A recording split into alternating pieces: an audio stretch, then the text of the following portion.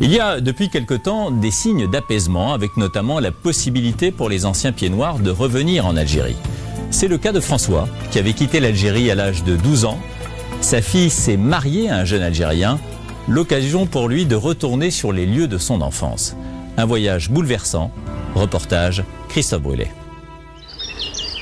Le 19 avril dernier, à Landerneau, en Bretagne.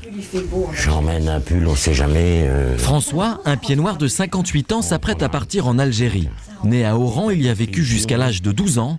Des souvenirs encore douloureux. Je me souviens, début de l'année 62, partir au lycée le matin et puis découvrir un lycéen égorgé devant le lycée, ou sortir de chez moi, de la cour où j'étais, et on enjambait des gens qui avaient été assassinés devant la porte. Comme 1 million de pieds noirs, François a quitté l'Algérie très brutalement. Sa mère est venue le chercher à l'école pour partir tout de suite. Et on est parti le 30 juin 62. C'était la veille ou l'avant-veille de l'indépendance d'Algérie. Et là, c'était le chaos total, quoi. Je me souviens pas de la traversée, mais la seule image que j'ai, c'est le départ d'Oran. Quand le bateau s'est éloigné, on est parti le soir et c'était une gerbe rouge. L'arrière-pays d'Oran était en feu, toutes les maisons en feu. On est parti, on a tout laissé là-bas, quoi. Tout ? Tout, absolument tout. Tout. Et plus j'ai avancé en âge, plus j'ai ressenti cette douleur d'avoir quitté, en fait, ce pays magnifique où je suis né, quoi. Les parents de François se sont alors installés en France. Plus tard, François est venu vivre ici, en Bretagne, mais il n'a jamais oublié l'Algérie. La caméra et l'appareil photo, parce que comme on ne reste pas là-bas, il va falloir que je ramène des souvenirs. Ce matin, avec Ingrid, sa femme, il y retourne. Algiers.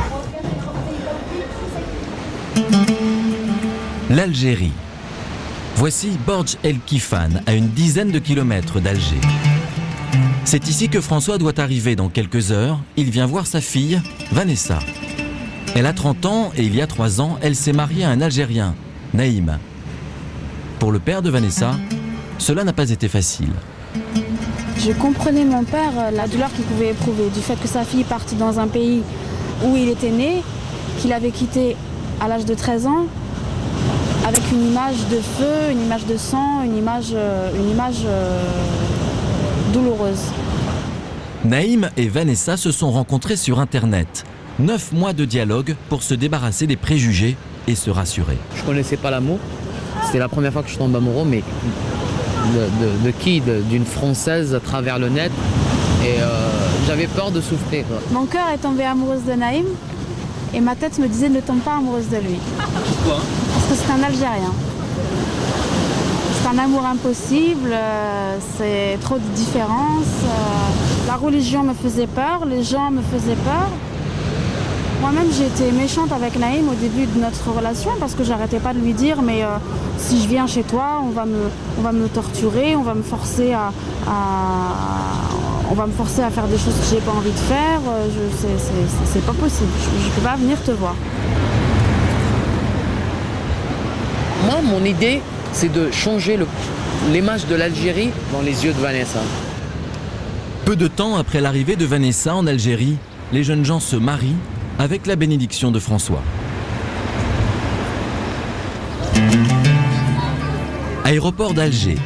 François et Ingrid, sa femme, viennent d'atterrir. Naïm est venu les accueillir.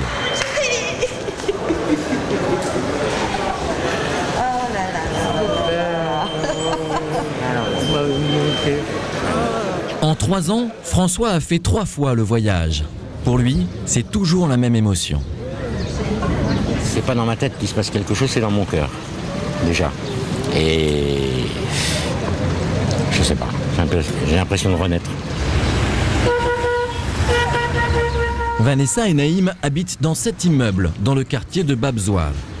Ingrid n'a pas vu sa fille depuis 5 mois.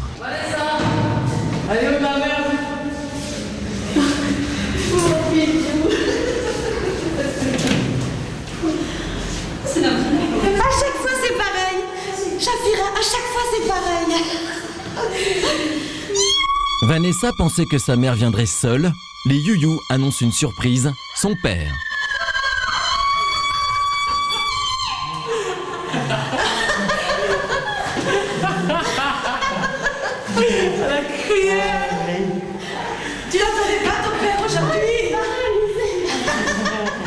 Si les beaux-parents sont là, c'est pour fêter un heureux événement. Vanessa a accouché cette semaine de jumeaux, 2 garçons. Moi j'en veux un autre. Ça c'est un cadeau encore fabuleux, ça. Il fait un sourire à mamie. Tu vois, regarde, il fait un petit sourire à mamie. Mayas et Maceo. Mayas est un prénom berbère, Maceo est espagnol, comme l'origine de François, tout un symbole. Ce que je voudrais inculquer à mes enfants, c'est de pouvoir, avant de juger quelque chose, de pouvoir expérimenter et ensuite porter un jugement. Et pour ça, il y a des risques à prendre, il faut savoir franchir les frontières, il faut savoir écouter avant de pouvoir juger et savoir accepter les différences. Regardez.